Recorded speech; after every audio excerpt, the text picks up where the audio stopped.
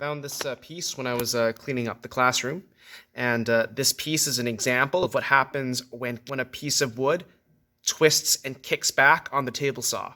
As you can see, the piece of wood twisted and made contact with the blade, and it sent the piece of wood flying over the blade, and so this is the mark that was made as the blade went flying off the table over the blade and back towards the operator.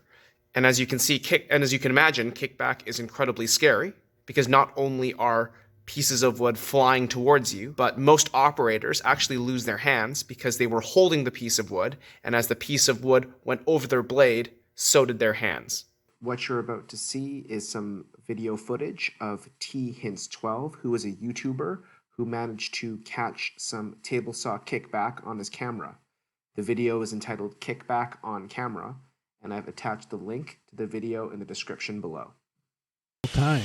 When I get the board near the back of the blade, I was going to turn it just slightly, and as soon as it grabbed it, I couldn't stop it. And you'll notice that my backstop is gone, and so is the piece of wood. Now I'll slow it down a bunch, and you can see how close my hand comes to the blade, even though I was actually trying to pull it back towards me. I'll say it again, you only think that you can get out of the way of something like this. So the purpose of this video is to understand why kickback happens and some of the strategies that you can employ to make sure that doesn't happen to you. In order to understand why the wood is fired back at you if there's kickback, you need to understand that the table saw blade is spinning in this direction. So when it's moving, the blade spins towards you. One of the reasons why kickback happens is that the piece of wood ends up twisting. When the wood twists and the blade is moving this way, the blade ends up catching and picking up that piece of wood and sending it flying. That's exactly what happened here. The piece of wood twisted at this point over here. It caught and it sent the piece of wood flying, and these marks are essentially the marks that were made by the table saw blade as the piece was up in midair. The second reason why wood kicks back is because of something called the kerf.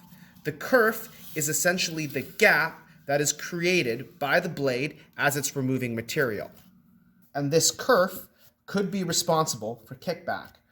What can happen is that sometimes this kerf will start to close in upon itself like this. As this gap closes in upon itself, you can see right now, just by me spinning this blade, it wants to send the piece up and over.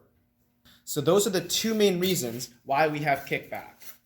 So we talked about why kickback occurs on the table saw. Let's talk about what you can do to prevent kickback from happening in the first place. One of the things that you can do, and it's one of the best things that you can do, is to use the table saw with a splitter or a riving knife. This table saw has a splitter, and so let me show you how to put the splitter up. First, lock out the machine. Lock out means to unplug the machine. Second, double check. Try to turn the machine on. If you locked out correctly, the machine won't actually turn on, which is good. Now I like to be extra cautious before I stick my finger in here. I'm going to just make sure the machine doesn't turn on. Then lift up this metal plate, which is called the throat plate. The splitter lives over here, and you're just going to pull that all the way up.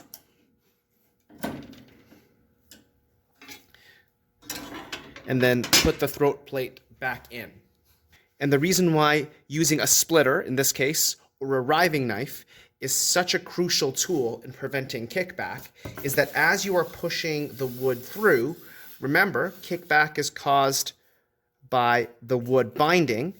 The splitter is a giant metal bar that forces that kerf from closing in on the blade. The splitter also helps when you're rip cutting because it acts as a little metal barrier that as you're finishing your cut, it makes sure that the end of the piece of wood does not twist into the blade. Another way to reduce the chances of kickback is to always cut pieces that are longer than 12 inches. Short pieces like this are very prone to kickback on the table saw. So let me give you one example as to why this piece is prone to kickback.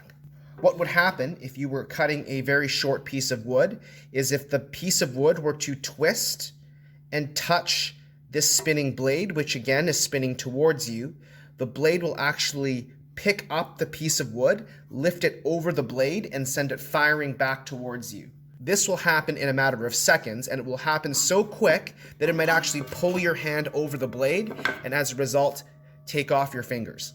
Another way to prevent a piece of wood from having the kerf close in upon itself and fire back at you is to take the care to, at the very least, joint one face and joint one edge before running it on the table saw. Pieces of wood like this one that clearly do not lie flat on the table pose an extra risk of binding and firing back at you.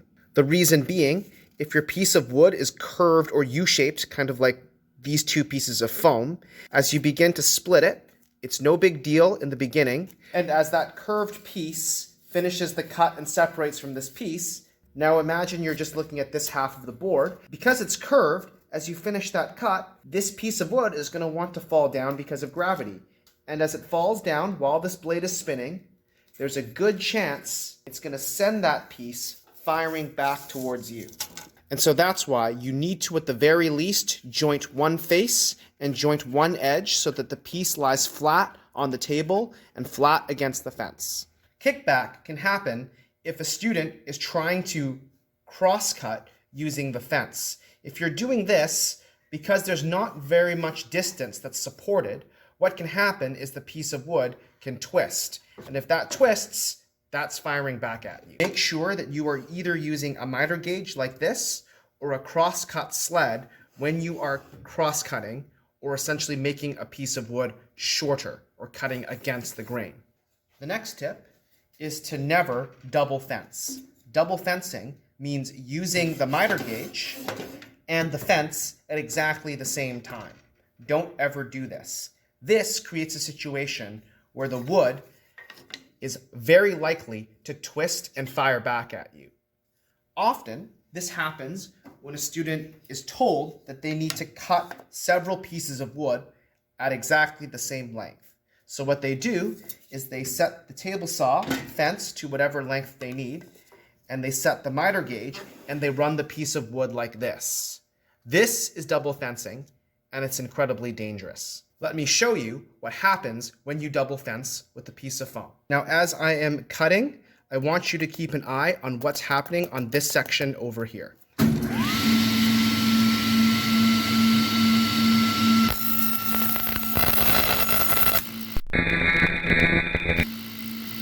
The reason why the piece of foam fired back was because as you were cutting your piece of wood and you started to make that kerf, everything was fine until when you got to the very end, what happens is that that piece of wood twists a little bit. And since it twists up against the fence and the blade is going this way, that piece has nowhere to go but right back at you. That's why if you're cross-cutting, just use the miter gauge or just use the cross-cut sled.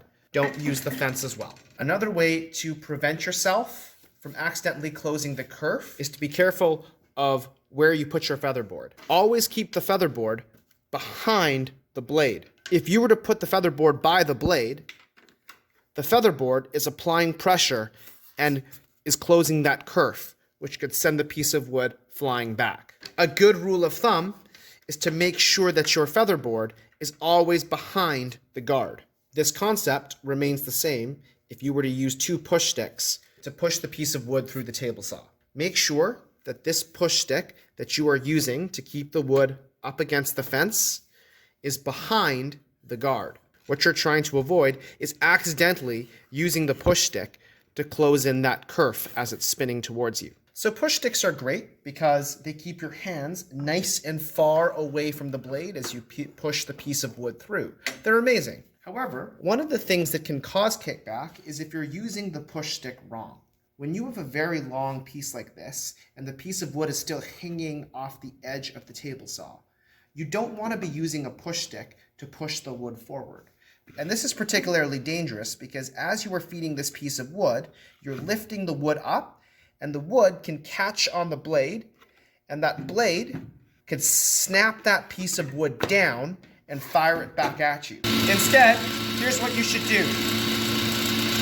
Keep an open palm and feed the wood through. And the moment your palm hits the metal table, that's when you use the pushstick.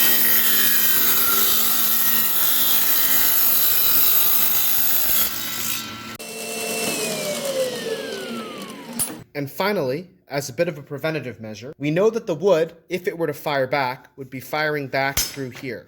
So it's a good idea to stand to the side of the blade like where I'm standing now, so that if the piece of wood were to shoot back, it would miss me. If I were to stand directly in front of the blade and it were to shoot back at me, I'd get injured.